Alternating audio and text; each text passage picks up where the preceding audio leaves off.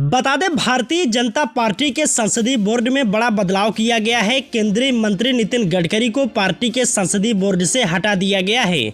गडकरी के अलावा मध्य प्रदेश के मुख्यमंत्री शिवराज सिंह चौहान को भी संसदीय बोर्ड से हटा दिया गया है।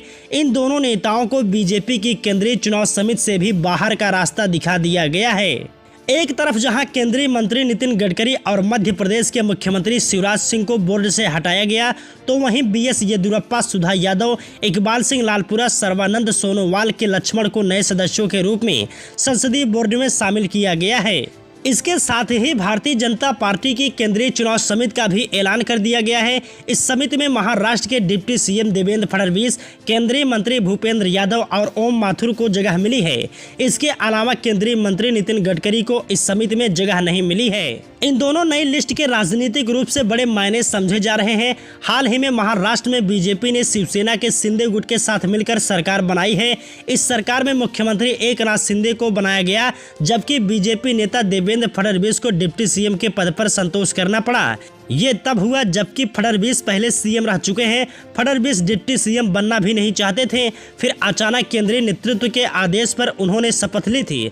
अब महाराष्ट्र की राजनीति से सबसे बड़े चेहरे नितिन गडकरी को संसदीय बोर्ड और चुनाव समिति से हटाया गया और देवेंद्र फडणवीस का कद बढ़ाया गया।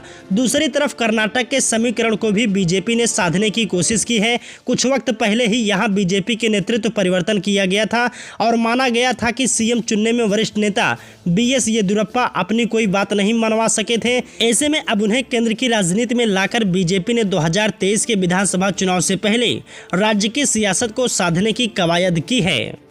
वहीं शाहनवाज हुसैन कभी बीजेपी की केंद्र की राजनीति का हिस्सा हुआ करते थे।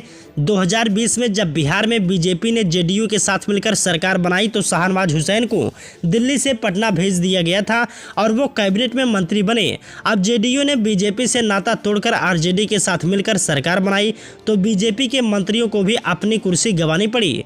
मंत्री की कुर्सी के बाद अब शाहनवाज हुसैन को बीजेपी की केंद्रीय चुनाव समिति से भी बाहर का रास्ता दिखा दिया गया है।